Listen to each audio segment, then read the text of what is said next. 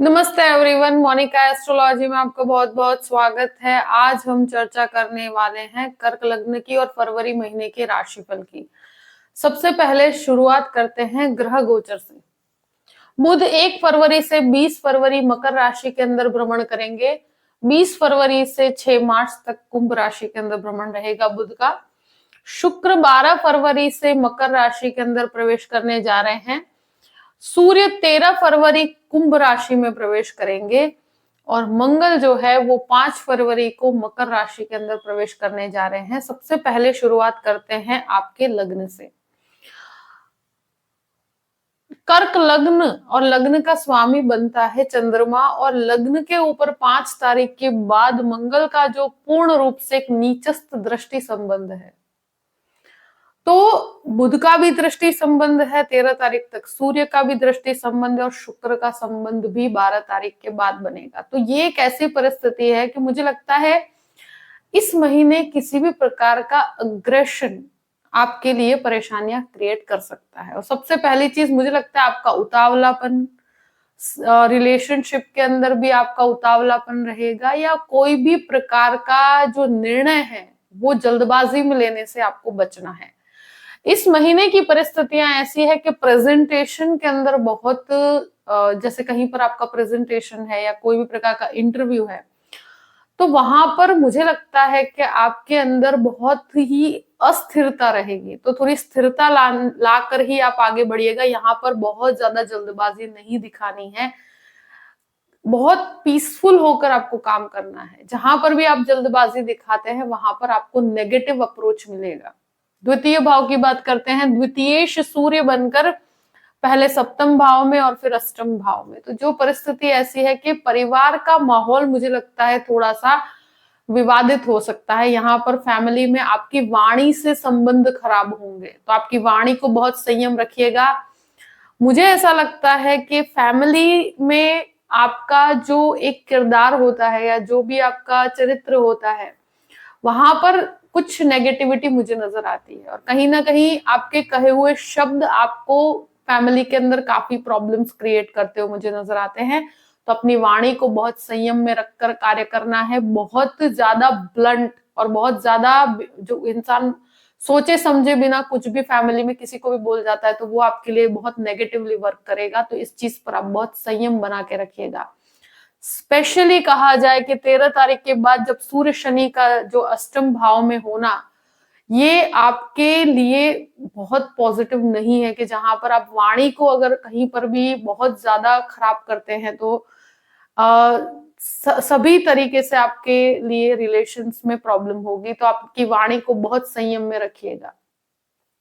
यहाँ इन्वेस्टमेंट की बात की जाए, या कहते हैं ना कि सेविंग्स के अंदर बढ़ोतरी की बात की जाए, तो सूर्य बुध के साथ कंटिन्यूस बेस पर आपके कहते हैं ना कि एक कंजंक्शन में है 7th हाउस में और फिर 8th हाउस में। तो मुझे लगता है कि यहाँ पर आप सेविंग्स बहुत ज्यादा बढ़ती हुई मुझे नजर नहीं आती, और मुझे लगता है कि आपके बिजनेस में काफी हद तक आपका इन्वेस्टमेंट होगा। और यहाँ पर मैं कहूंगी कि अपने खर्चों पे बहुत नियंत्रण रखिएगा। तृतीय भाव की बात करते हैं। तृतीयेश जो सप्तम भाव में है और फिर अष्टम भाव में 20 दिन तक तृतीयेश की परिस्थिति 7th हाउस के अंदर है। केतु यहाँ पर स्थित है। तो अगर कोई भी इनिशिएटिव लेना चाहते हैं इस महीने, तो मुझे लगता है कि 20 तारीख तक का समय ज्यादा फेवरेबल रहेगा, और कोई भी परिवर्तन होगा वो कहीं पर भी कंफर्ट जोन लेकर नहीं आएगा। आप जो भी कार्य करेंगे वो एक चैलेंजिंग सिचुएशन के साथ रहेगी। यहाँ जो भी टेक्निकल क्षेत्र वाले हैं उनके लिए एक फायदे कारक परिस्थिति ये है कि कंस्ट्रक्शन के अंदर है उनके लिए फायदे कारक परिस्थिति है। कम्युनिकेशन में बहुत सतर्क रहना होगा 20 तारीख के बाद। 20 तारीख के बाद जो बुध का भ्रमण आपके अष्टम भाव में होगा, तो कम्युनिकेशन आपको बहुत ज्यादा मुझे लगता है वीक होता हुआ मुझे नजर आता है। तो अपनी वाणी को, अपने कम्युनिकेशन को बहुत संभल के चलाइएगा। कहीं पर भी डॉक्यूमेंटेशन कहीं पर भी तैयार करते हैं तो वहां पर भी बहुत क्लैरिटी रखिएगा, तो बेहतर होगा। अगर बहुत ही जरूरी हो तो ही आपको किसी बदलाव की तरफ जाना चाहिए। और मुझे लगता है बदलाव होगा, पॉजिटिव होगा, मगर आपको कंफर्ट जोन जल्दी नहीं मिलेगा। एक कंटिन्यूस बेस पर आपको एग्जामिन किया जाएगा। अब चतुर्थ भाव की बात करते हैं। चतुर्थेश शुक्र पहले 6th हाउस में, फिर 7th हाउस में। तो अगर प्रॉपर्टी संबंधित कोई भी कार्य करना है तो 12 तारीख के बाद का समय बहुत फायदे कारक है। आपकी प्रॉपर्टी बहुत ही फेवरेबल रहेगी, आप जो भी डिसीजन लेते हैं, मगर 12 तारीख के बाद कीजिए तो आपके लिए एक बहुत अच्छी अवस्था रहेगी। यहाँ पर एक चीज जरूर कहूंगी कि काफी अट्रैक्टिव चीजों की तरफ आपका इंटरेस्ट बढ़ेगा। आप अगर कंस्ट्रक्शन क्षेत्र में है, आप फूड बिजनेस में है, तो आपको काफी फायदेकारक परिस्थिति है। यहाँ पर शुरू के 12 दिन माता के स्वास्थ्य को लेकर डेफिनेटली आपको सतर्क रहने की जरूरत है। बहुत घबराने की परिस्थिति नहीं है, मगर मुझे लगता है कोई विवाद हो सकता है, तो वहां पर आप शांति बना के रखिएगा। 12 तारीख के बाद प्रॉपर्टी संबंधित चीजों में आपको काफी फायदा है। अब बात करते हैं पंचम भाव के। पंचमेश मंगल बनकर सप्तम भाव में है, तो ये मुझे लगता है जो भी लोग स्पेशली कहा जाए कि आर्किटेक्चर की लाइन में है, जो लोग इंजीनियरिंग में, आईटी क्षेत्र में है, मेडिकल क्षेत्र में, उन सभी के लिए फायदेकारक परिस्थिति है। स्टूडेंट्स के लिए एक अच्छा समय कहूंगी कि जहां पर आपके लिए मैं कहूं कि मंगल बहुत उच्च के होकर बैठे हैं, तो आपके लिए टेक्निकली बहुत फायदा करेंगे। यहाँ रिलेशनशिप में जो भी लोग हैं वो मैरिज की तरफ जा सकते हैं, और यहाँ पर मुझे लगता है कि काफी हद तक रिलेशनशिप इस महीने आपके मन में हावी रहेगी। तो रिलेशनशिप में आकर्षण के बेस पर कोई कार्य मत कीजिएगा। मुझे लगता है यहाँ पर मैरिज के लिए चीजों को आगे बढ़ाने की आप कोशिश करते हैं, तो वहां पर जल्दबाजी नहीं करनी चाहिए आपको। अगर बहुत ही जरूरी हो तो आप 12 तारीख के बाद इस चीज के अंदर आगे बढ़िए। मगर ये चीज है कि मुझे लगता है रिलेशनशिप बहुत ज्यादा अट्रैक्शन के बेस पर होगी, तो संबंधों में वो प्योरिटी लाने की कोशिश कीजिएगा। बहुत जल्दबाजी नहीं करनी चाहिए, थोड़ा समय दीजिए इस रिलेशनशिप को, तो ज्यादा रहेगा, सही बेहतर रहेगा। जो भी लोग एक तरह से कहा जाए शेयर मार्केट के अंदर इन्वेस्टमेंट कर रहे हैं, तो 5 तारीख के बाद का समय शेयर मार्केट के लिए बेहतर रहेगा। यहाँ पर अब बात करते हैं 6th हाउस की। 6th लॉर्ड गुरु बनकर आपके दशम भाव में है। यहाँ पर शुक्र का प्लेसमेंट 12 तारीख तक है। तो यहाँ एक चीज मैं जरूर कहूंगी कि गुरु की दृष्टि संबंध पूर्ण रूप से यहाँ पर आपके 6th हाउस पे है, और शुक्र यहाँ पर प्लेस्ड है। तो अगर कोई भी प्रकार का लोन करना चाहते हैं, तो यहाँ पर मुझे लगता है कि 12 तारीख के बाद का समय ज्यादा फेवरेबल रहेगा। दूसरी चीज ये है कि अगर कोई भी प्रकार का विवाद है, तो वहां पर गुरु के द्वारा डेफिनेटली आप पे कोई भी चीजें हावी नहीं हो पाएगी। यहाँ एक चीज है कि हेल्थ की बात की जाए, तो यहाँ जो भी लोगों के लिए हार्ट से कनेक्टेड प्रॉब्लम है, तो उनको 13 तारीख के बाद सतर्क रहने की जरूरत है। स्वास्थ्य संबंधित चीजों को लाइटली मत लीजिएगा। कोलेस्ट्रॉल से संबंधित समस्याएं, बोन से कनेक्टेड इश्यूज आपको परेशान कर सकते हैं। इवन ब्लड प्रेशर से समस्या भी है, तो आपको इस महीने मुझे लगता है अपनी हेल्थ को अवॉइड मत कीजिए। स्वास्थ्य संबंधित चीजों को लिए 13 तारीख के बाद जैसे ही सूर्य शनि का दृष्टि मतलब सूर्य शनि साथ में कंजंक्शन में आएंगे, तो अपने स्वास्थ्य को लेकर आपको थोड़ा सतर्क रहने की जरूरत रहेगी। यहाँ पर कोई भी सर्जरी से रिलेटेड डिसीजंस हैं, तो वहां पर भी आप 2 से 3 जन की एडवाइस लेकर कीजिएगा। अब बात करते हैं 7th हाउस की। 7th लॉर्ड अष्टम भाव में है। ये महीना मैरिज के अंदर मुझे लगता है डिलेज होंगे, साथ में जो लोग ऑलरेडी मैरिड है वहां पर मुझे लगता है विवादित अवस्था है। तो गृहस्थ जीवन में एक बहुत ही ज्यादा क्लैश, बहुत ज्यादा झगड़े मुझे होते हुए नजर आते हैं। साथ साथ में देखिए नेगेटिव अप्रोच नहीं है, मगर बहुत ही एक चीज है कि बिजनेस में बहुत बढ़ोतरी है। बिजनेस के अंदर काफी बढ़ोतरी रहेगी।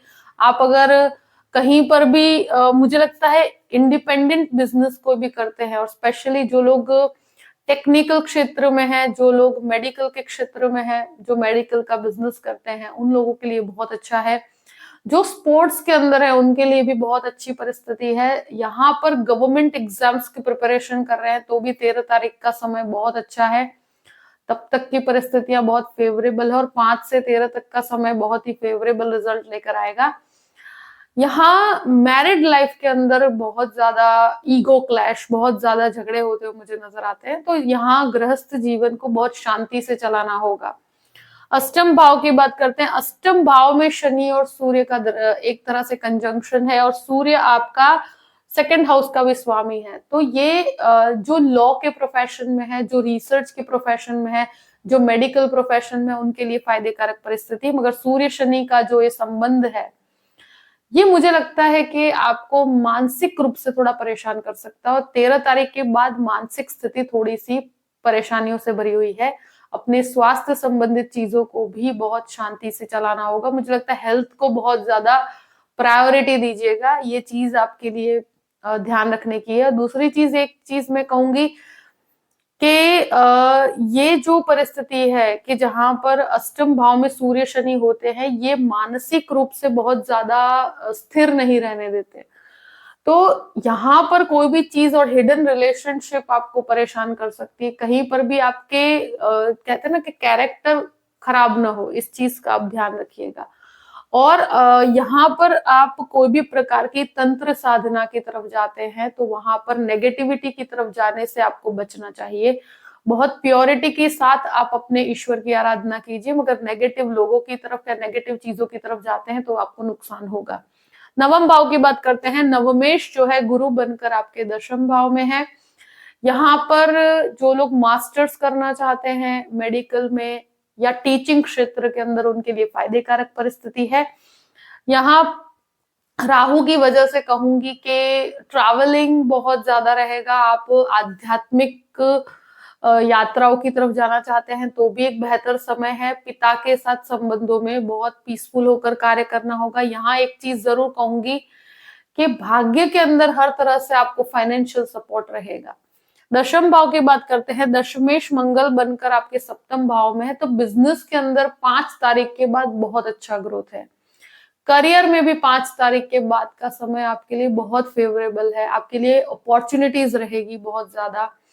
एक चीज मैं डेफिनेटली कहूंगी कि मंगल का दृष्टि संबंध दशम भाव के साथ है, और 5 तारीख के बाद जो भी लोग सोच रहे हैं कि जॉबलेस हैं तो उनको जॉब मिलने की संभावना 5 तारीख के बाद 100% है।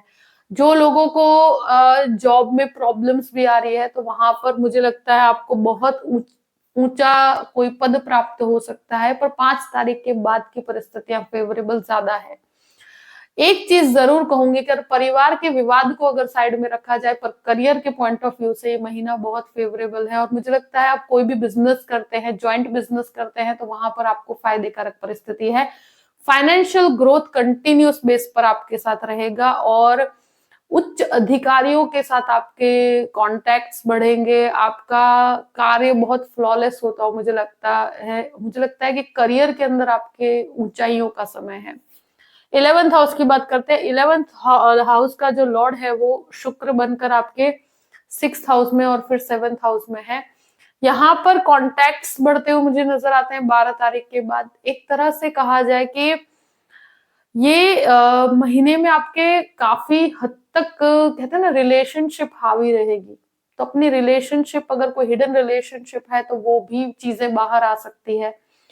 तो बहुत ही जेन्युइन अप्रोच के साथ आगे बढ़िएगा। यहाँ पर भाई बहनों के साथ संबंधों में कोई भी विवाद होता है तो वहां पर शांति बना के रखिए। बहुत ज्यादा कड़वी भाषा का उपयोग करने से आपको बचना चाहिए।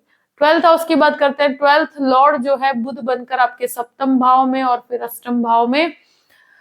ये महीना ऐसा है कि जहां पर कोई भी प्रकार का विवाद है लीगल मैटर में या डाइवोर्स केस से संबंधित कोई समस्या है, तो ये महीने आपको समस्या क्रिएट हो सकती है। और मुझे लगता है कि आपकी वाणी के कारण चीजें बहुत ज्यादा खराब होती हुई मुझे नजर आती है। तो अगर कोई भी प्रकार का कोर्ट केस चल रहा है तो वहां पर आपको, मुझे लगता है कि ये महीना बहुत फायदे में नहीं है। आपके लिए खर्च के अंदर भी वृद्धि होगी।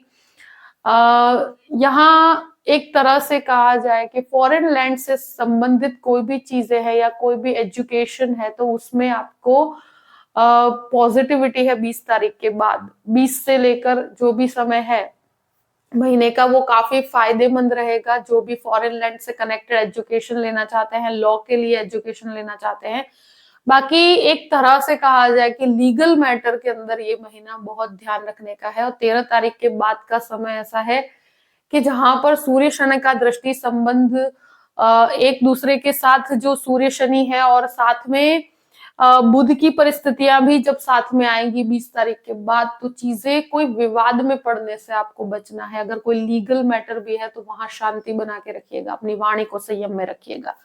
जो भी परिस्थिति है मैंने आपके सामने रख दी है। आई होप कि ये वीडियो आपको पसंद आया होगा। पसंद आए तो लाइक भी कीजिएगा और सब्सक्राइब भी कीजिएगा। Thank you so much. जय श्री कृष्ण।